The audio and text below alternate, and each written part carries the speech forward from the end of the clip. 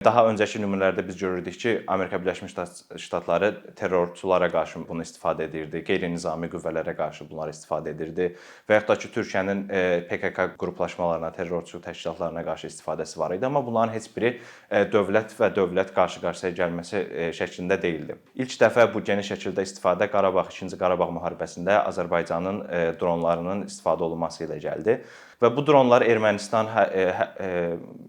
Ermənistanla müharibədə çox böyük uğura imza atdılar. Həm Ermənistan hərbi hava müdafiələrinin məhv olunmasında, həm ümumiyyətlə müharibənin sonrakı mərhələlərində. Bununla bağlı müəyyən bir hype da yaranmağa başladı həmin dövrdə ki, dron inqilabı artıq gəldi, dron inqilabı burdadır, gələcəyin müharibələri dronlarla aparılacaq və s.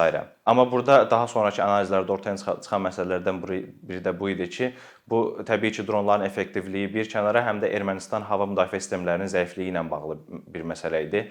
Qarabağda onların istifadə etdiyi hərbi hava müdafiə sistemləri daha çox Sovet dövründən qalan köhnə müdafiə sistemləri idi və bunlar bugünün müharibələrinə o qədər uyğunlaşdırılmamış sistemlərdən biri idi.